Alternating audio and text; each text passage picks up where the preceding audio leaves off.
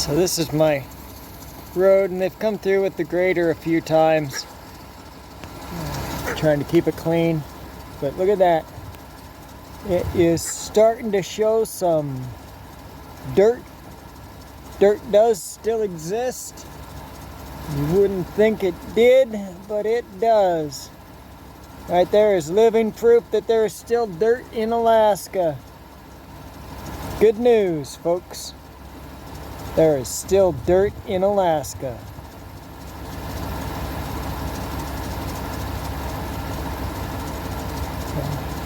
But you can see the mountain of snow on each side of the road. That's all gonna melt, go right into the road, and this road is gonna be nothing but a muddy, muddy mess. Hopefully it melts off kind of slow and takes its time. We don't need a rush job on this one, please. We do have a few patches in the yard, in the driveway, where it's just gonna grow from here. Hopefully we're done getting and collecting any more snow. I do believe we have collected enough this year. Still got mountains of it everywhere to melt off. But take you over to the chicken coop really quick. Poor chickens are saying, yeah, see, we still have, I don't know how well this is going to turn out, but still see we have at least 2 feet. You know, that's about 2 feet of snow on each side of the path to go. Poor chickens are anxious to get out of their coop and roll them around. And we could let them out, but there's really nothing for them to scratch or take care of, so we'll just leave them inside right now. And then we're not having to stand out here watch them. Now, Mr. Rooster, we have to make a deal. We kept you alive. We kept you in our group. And, yep, come on over here, talk to me. Let's have us a conversation now. Now, I want some... Yeah, your comb didn't get too bad, but dang, I wish you had a smaller comb.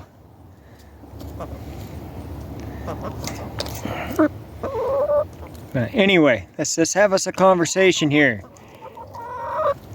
I need you to make sure that we can hatch out at least a dozen more chickens this year, all right? Now, I'm not telling you how to do your job or anything like that. I'm just asking, since we did you the favor and we left your head on you, why don't you do us a favor and make sure that we get another dozen chickens? All right? Does that sound like a good deal? Fair trade? Sounds like a fair trade to me. Yeah, I came up close to the gate and now they're all excited thinking they're gonna get out. I'm gonna be a disappointment to them. I got other things I want to get done.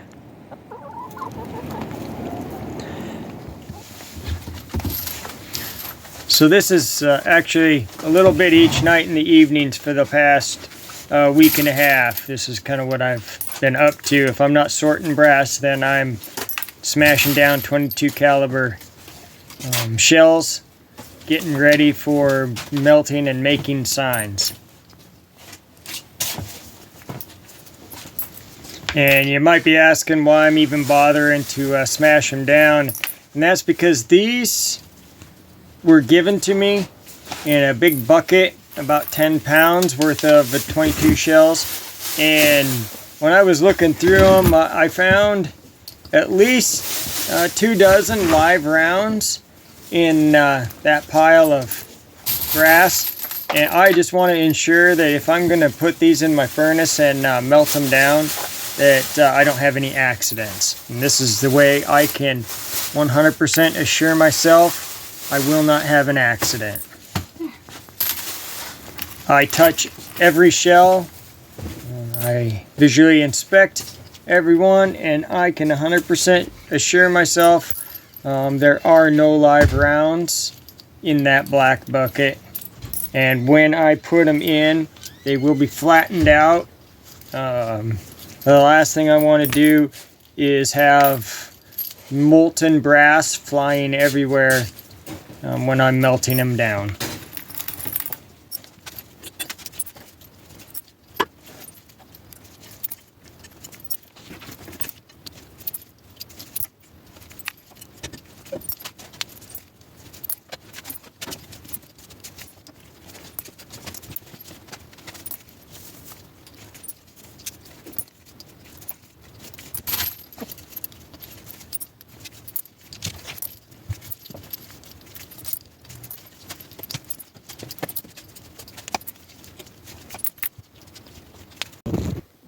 And so this is exactly why I am going through and smashing all of these casings before I use them for what I plan on using them for.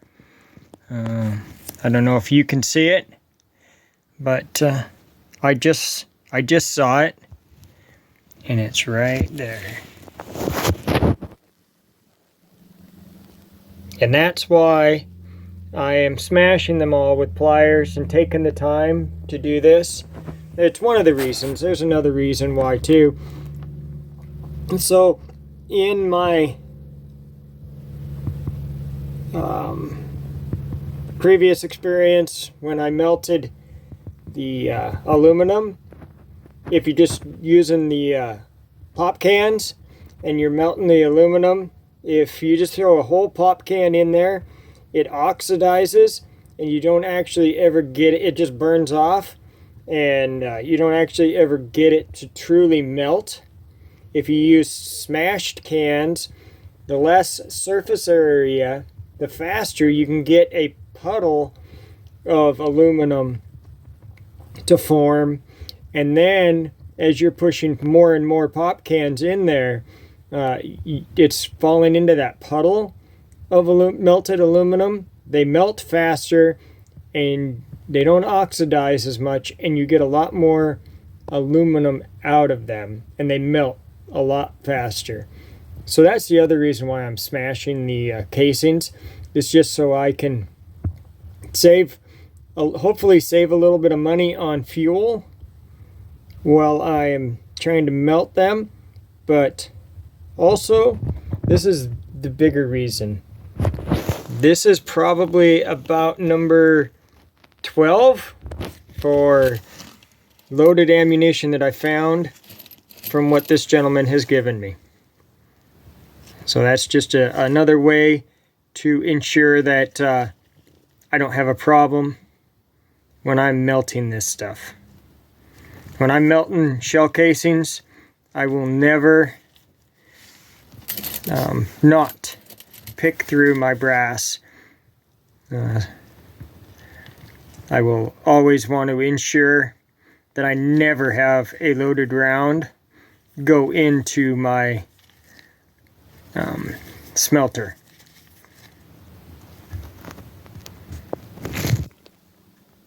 You're looking at all of those, they kind of just tend to blend together.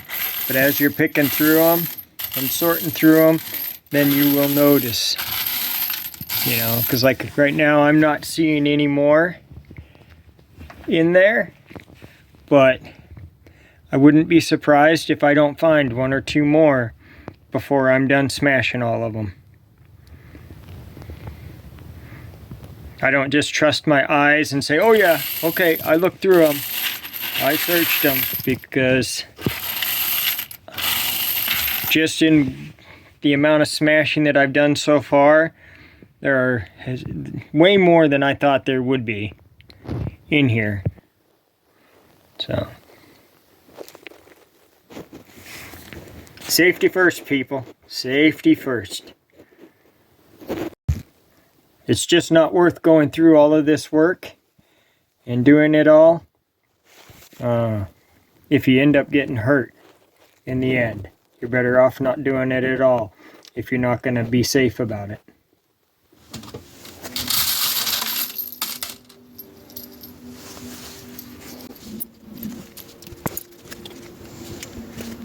And in the end, I did find just about 24 of these casings that were loaded. So I'm really glad that I did take the time. It was quite a few hours, you know, to do all of this, but it was hours that I was just usually watching YouTube videos and listening to some people's lives. So it was not wasted time. And it was time I was just going to be sitting there anyway. So it works out really well. It's a good winter project. I won't be doing this kind of stuff here pretty soon just because summer's coming along. So I want to get this done now so that when I have my foundry up and running, ready to go, I am ready to go with something to melt. Yep. So here we go. This is the last handful. It's been a long trek to get this far, but we're finally just about ready to get this 10 pounds worth of 22 shells all smashed up, ready for when I get the foundry out and start melting.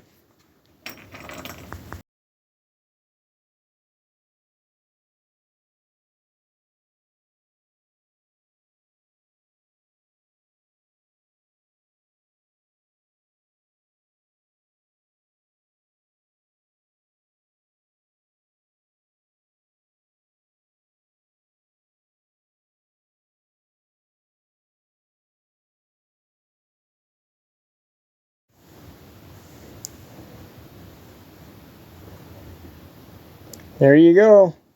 This is it.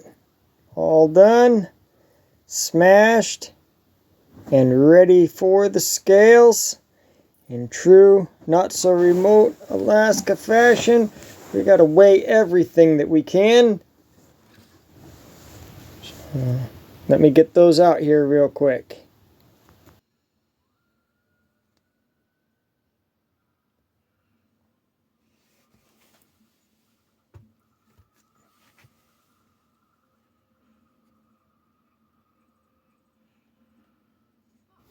And there we have it, 10 pounds, 9 ounces of 22 Magnum, and 17 HMR, all rimfire casings, smashed, ready to go into the foundry.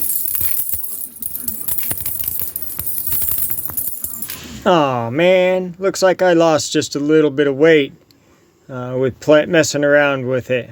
That's alright, still the same amount of casings in there, no matter what that scale says. Well, that's just going to about do it for this edition of Not So Remote Alaska. I hope you enjoyed it, and until next time, may God bless and keep each and every one of you. And with that, I am out.